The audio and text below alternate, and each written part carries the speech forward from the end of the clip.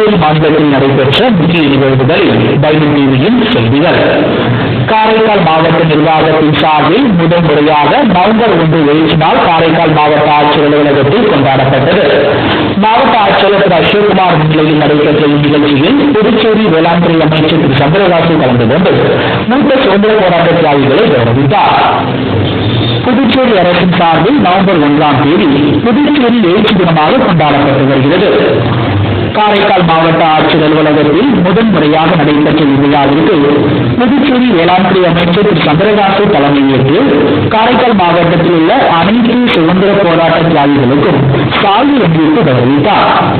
மாவட்ட ஆட்சியர் திரு அசோக்குமார் முன்னிலையில் நடைபெற்ற இந்நிகழ்ச்சியில் காவல்துறை முதன்மை கண்காணிப்பாளர் திரு ஆண்டோ அல்போன்ஸ், காரைக்கால் நகரமைப்பு குழு தலைவர் திரு கே கோவிந்தராஜ் உள்ளிட்ட பலர் கலந்து கொண்டனர்.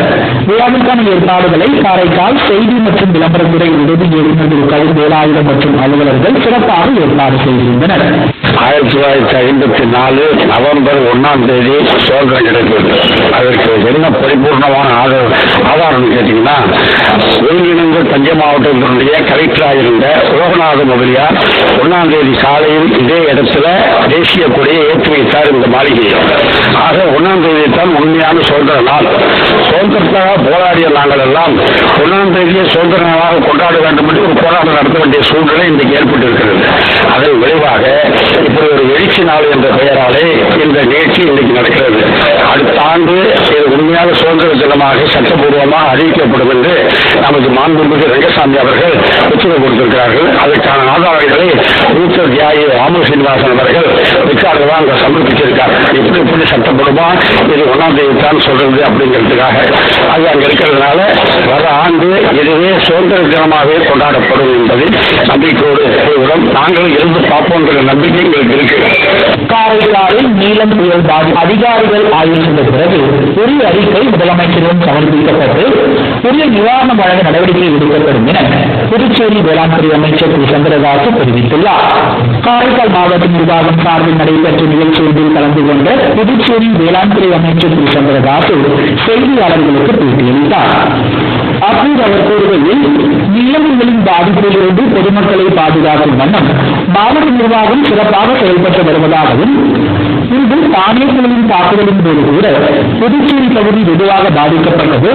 காரைக்காலில் 50% சேதம் மட்டுமே இருந்த போதிலும் புதுச்சேரி மற்றும் காரைக்கால் பகுதி விவசாயிகளுக்கு ஒரே மாதிரியான நிவாரணம் புதுச்சேரி முதல்வரின் உத்தரவின்படி வழங்கப்பட்டதாகவும் அவர் தெரிவித்தார்.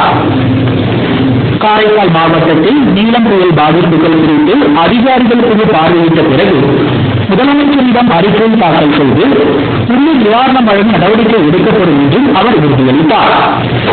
காரைக்காலில் பெய்த தொடர் கனமழை காரணமாக மழை வெள்ளம் தேங்கியுள்ள காரைக்கால் தெற்கு பகுதிக்கு உட்பட்ட பச்சூர் பகுதியில் தனது சொந்த செலவில் மேற்கொள்ளப்பட்டு வரும் தூர்வாரும் பணிகளை சட்டமன்ற உறுப்பினர் திரு நாசின் நேரில் சென்று ஆய்வு செய்தார்.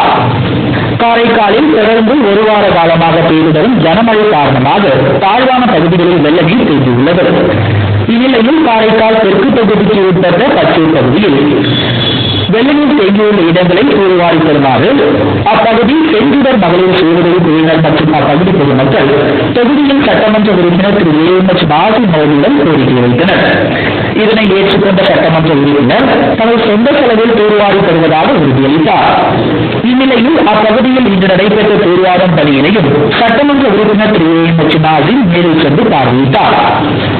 தனது சொந்த செலவில் குறித்த நடவடிக்கை எடுத்த சட்டமன்ற உறுப்பினருக்கு அப்பகுதி மக்கள் தங்களது நன்றியினை தெரிவித்துக் கொண்டனர்.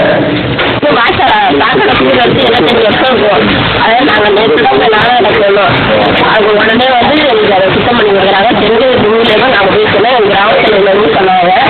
அதை கேட்டு எங்களுக்கு உடனே சுத்தம் பண்ணி கொடுக்குறாங்க.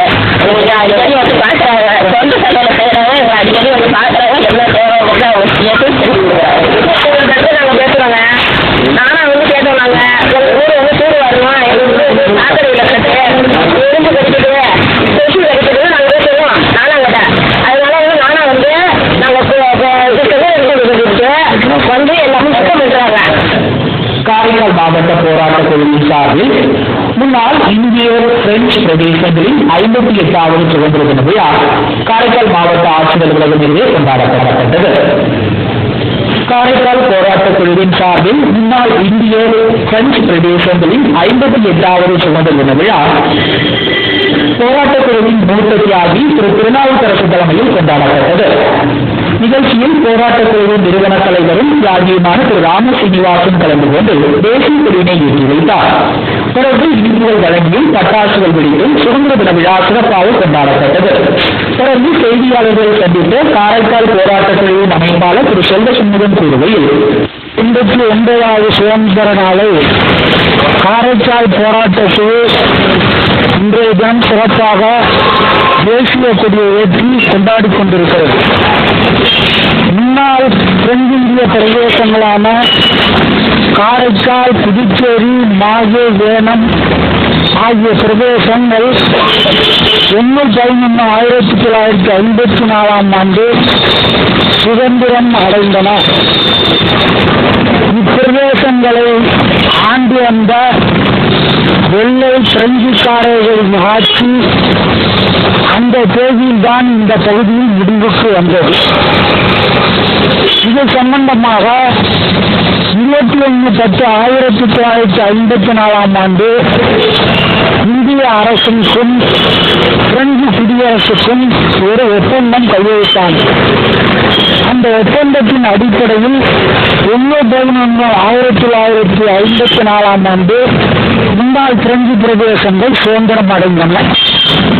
இந்த பகுதியிலே வாழ்ந்த மக்களுக்கு என்னென்ன சிறப்பு சலுகைகள் கொடுக்க வேண்டும், இந்த பகுதி வருங்காலத்தில் எவ்வாறு நிர்வாகம் செய்ய வேண்டும் என்பது குறித்து இரண்டு நாடுகளும் மற்றொரு உடன்படிக்கையை 1956 ஆண்டு ஏற்படுத்தின. அதாவது பிரெஞ்சு அரசாங்கமும் இந்திய அரசாங்கமும் 28/5/1956 ஆண்டு மற்றொரு ஒப்பந்தத்தில் கையெழுத்திட்டது. அந்த ஒப்பந்தத்தின்படி முன்னாள் பிரெஞ்சு ஆட்சி பிரதேசங்கள் இந்திய அரசின் தனி ஆட்சி பிரதேசங்களாக இருக்கும். இத்துடன் செய்திகள் நிறைவடைகின்றன.